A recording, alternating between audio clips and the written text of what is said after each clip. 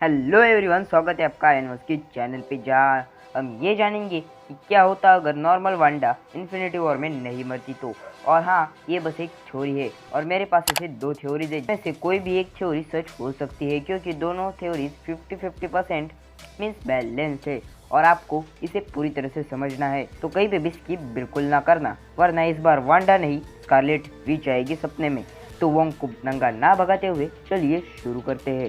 ये तूने जानबूझ के डाला ना। पहले थ्योरी के अनुसार होता है कि इस बार विजन की बॉडी स्वॉर्ड में नहीं बल्कि टोनी के पास या फिर वकांडा में शूरी के पास होती, और उसके बाद वही होता जो वांडा विजन में हुआ था, और फिर वो बनती स्कारलेट विच। और कोई भी एवेंजर जो कि बचे हैं वो भी उसे रोकने के लिए नहीं जाते, क्योंकि डॉक्टर स्ट्रेंज मरने से पहले टोनी को कहता कि जैसे ही तुम पृथ्वी पे जाओगे तब वांडा वेस्ट व्यू के रियलिटी को अपने हिसाब से चलाएगी, और उसके बाद वो ऐसा कुछ करेगी जिसके बाद कोई भी उसे हरा नहीं पाएगा, और तुम्हें वैसे ही होने देना है, क्योंकि यही आने वाले कल को बदल सकती है और तुम्हारी जान।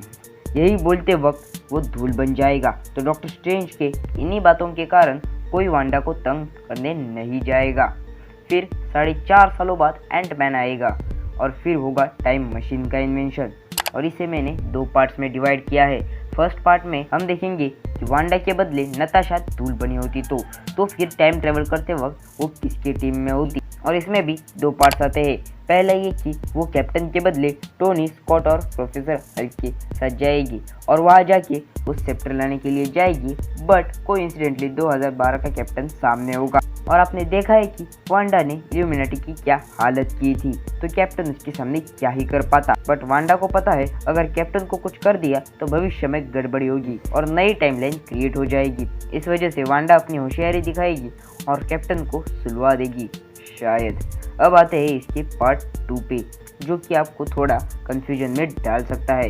इसमें होता है कि वांडा हॉकाई के साथ वॉर्मेर पे सोल स्टोन लेने के लिए जाती, और सोल स्टोन पाने के लिए चाहिए होती है सोल, और हॉकाई अगर बो एंड एरो को फेंक के सोल स्टोन तो मिलने से रहा, और वांडा के पास तो कुछ खोने के लिए बचा ही नहीं है। तो ये थ्योरी बस्टेड निकलती है। तो आते हैं वापस प्रेजेंट में, जहाँ थेनोस आ गया है। ये वांडा को एंटमैन से पहले ही पता चल जाता और वो कहती कि वो वापस आ गया है। वांडा उसे रोकने जाती, इससे पहले ही थेनोस अटैक करता, और थेनोस के सामने एंड गेम में टोनी, स्टीव और थॉर खड़े थे, वहाँ वांडा उसके सामने खड़ी होगी और बाजू में थॉर भैया खड़ा होगा। थैंक यू, आपका ये उपकार जिंदगी भर याद रहेगा मुझे। और इस फाइट सीक्वेंस को भी मैंने 2 पार्ट्स में डिवाइड किया है। फर्स्ट पार्ट में होता ये कि थेनोस 4 शब्द बोलता और वांडा पे अटैक करने के लिए जैसे ही जाता, वांडा अपना एटीट्यूड दिखाते हुए अपने उंगलियों के दम पर ही थेनोस का भरता बना देती, उसे मारती, वो भी तड़फा तड़फा के। और अब आते हैं दूसरे पार्ट पे, जहाँ वांडा थेनोस को रोक के रखती और वो थॉर को चांस देती थेनोस को मारने का, और थॉर उसका सिर धड़ से अलग कर देता, और सारे एवेंजर्स की तो बल्ले ही बल्ले। और डॉक्टर स्ट्रेंज को इतनी ज़्यादा मेहनत करने की ज़रूरत भी नहीं पड़ती और 3 घंटे की मूवी भी नहीं बनती। अब आते हैं दूसरी थ्योरी पे। दूसरे थ्योरी के अनुसार टोनी जब पृथ्वी पे आता तब उसे पता चलता कि विजन अब नहीं रहा है, और उसे ये भी पता चलता कि विजन की बॉडी स्वॉर्ड के पास है, और टोनी को विजन की बॉडी लेनी ही पड़ती क्योंकि वांडा जिंदा होती। और टाइटन पे डॉक्टर स्ट्रेंज मरने से पहले ये बताता वांडा ने कुछ खोया है और उस चीज़ को तुम्हें वापस लाना होगा, वरना वांडा अपना सबसे बुरा रूप धारण करेगी और सब तबाह कर देगी। तो जैसे ही तुम पृथ्वी पे जाओगे तुम्हें उस चीज़ को वापस लाना होगा। इस वजह से टोनी विजन की बॉडी लेने के लिए जाता, पर स्वॉर्ड उसे वो बॉडी ले जाने के लिए नहीं देते, यह कह के कि वो सरकारी चीज़ है। पर टोनी किस टाइप का आदमी है ये तो आपको पता ही है। स्वॉर्ड अगर विजन की बॉडी टोनी को नहीं देती तो टोनी स्वॉर्ड को ही खरीद लेता। उसके बाद टोनी वही करता जो डॉक्टर स्ट्रेंज ने कहा था, वो जार्विस को फिर से बनाता, विजन की बॉडी को नॉर्मल बनाता और उसमें ऐसी सेटिंग करता कि वो माइंड स्टोन के सिवा जिंदा रह सके। उसके बाद वो जार्विस को विजन के अंदर डालता। फिर वांडा स्कारलेट विच नहीं बनती। उसके बाद वांडा और विजन खुशी की ज़िंदगी जी रहे होते। फिर समय आता टाइम ट्रैवल का, और इसे भी मैंने 2 पार्ट्स में डिवाइड किया है। और हाँ, आपको ये लग रहा होगा कि भला विजन ने टाइम ट्रैवल के बारे में क्यों नहीं बताया। तो भाई, अगर विजन पहले ही बता देता तो फिर टाइमलाइन में गड़बड़ी होती। तो फर्स्ट पार्ट में विजन और वांडा वॉर्मिर पे जाते, जहाँ वांडा मरती क्योंकि विजन नहीं मर सकता, और अगर मर भी जाता है तो उसका कुछ फ़ायदा नहीं, क्योंकि विजन एक एंड्रॉयड है ना कि इंसान। तो वांडा को ही यह कुर्बानी देनी पड़ती है और सेकेंड पार्ट में वो टाइम ट्रेवल करते ही नहीं, जिससे ज़्यादा कुछ फ़र्क पड़ता ही नहीं। और जैसे ही सब वापस आते और स्नैप करने के बाद विजन को पता चलता कि थेनोस टाइम ट्रेवल करके आया है और वो किसी को भी नहीं बताता, क्योंकि जो होना है उसे कोई नहीं बदल सकता, वरना विजन ने तो नेबुला को कब का रोक दिया होता। फिर हमें देखने को मिलता थेनोस वर्सेस विजन वाला फाइट सीक्वेंस, और इस फाइट सीक्वेंस को भी मैंने 2 पार्ट्स में डिवाइड किया है। फर्स्ट पार्ट में विजन कुछ भी करके इन्फिनिटी गॉन्फ्लेट अपने पास लाता और उसमें से माइंड स्टोन निकाल के वो अपने सिर पे लगाने की कोशिश करता और इनलॉजिकली वो उसके सिर पे फिट हो जाता, या फिर टोनी ने ऐसी कुछ सेटिंग कर दी होती जिससे कभी भी उन्हें माइंड स्टोन मिले तो वो विजन के सिर पे आसानी से लगाया जा सके। और अगर विजन के सिर पे माइंड स्टोन लग जाता तो फिर कुछ ऐसा होता।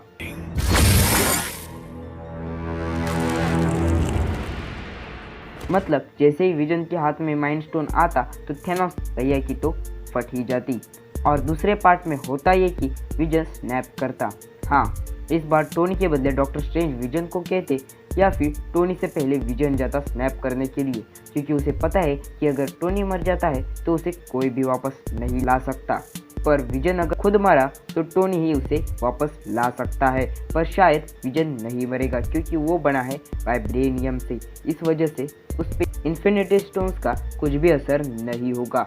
अरे ये वीडियो तो वांडा से विजन के ऊपर आ रही है, पर रुको ज़रा। तो विजन के पास भले ही वाइब्रेनियम से बनी बॉडी है, पर उस बॉडी पे भी इन्फिनिटी स्टोन्स का असर हो सकता है, क्योंकि थेनोस जैसे एलियन ने, इंसान तो कह नहीं सकते, तो थेनोस जैसे एलियन ने इन्फिनिटी स्टोन्स को 2 बार इस्तेमाल करने के बाद उसकी ये हालत हुई थी और उसने ब्लैक पैंथर के वाइब्रेनियम सूट को अपने हाथों से ही रोका था। सिर्फ एक मुक्के से सारी एनर्जी ज़मीन पे चली गई और उसने सिर्फ अपने हाथों से वाइब्रेनियम से बने बॉडी के अंदर से माइंड स्टोन को निकाला था। तो इन्फिनिटी स्टोन से उसे कितना दर्द होगा वो आप सोच ही सकते हैं। विजन को तकलीफ होती, उसकी आधी बॉडी जल जाती है तो वांडा उसे ठीक करेगी, और अगर विजन मर जाता है तो वांडा बन जाएगी स्कारलेट विच, और वो इसलिए क्योंकि विजन लेजेंडरी मौत मरा है तो उसे वापस लाना सही नहीं होगा। तो एक तरह से देखा जाए तो वांडा का स्कारलेट विच बनना एक एब्सोल्यूट पॉइंट है जिसे कोई नहीं बदल सकता।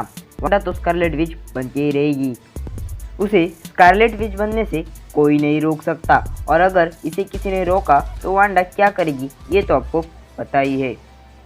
तो यह वीडियो का होता है एंड। अगर आपको ऐसा लगा कि वांडा जिंदा रहनी चाहिए थी तो इस वीडियो को ज़्यादा से ज़्यादा शेयर करें, और आप नहीं चाहते कि स्कारलेट विच आपके सपने में आके आपकी मुंडी तोड़े तो चैनल को सब्सक्राइब कर देना, वरना वो आ ही रही है। तो कैसे लगी आज की ये वीडियो कमेंट में ज़रूर बताना, और ये भी बताना कि अगली वीडियो किस पे लाई जाए। वैसे एक वीडियो का आइडिया तो है मेरे पास। तो थॉर के झटके के बाद मिलते हैं नेक्स्ट वीडियो में, तब तक के लिए टेक केयर एंड बाय।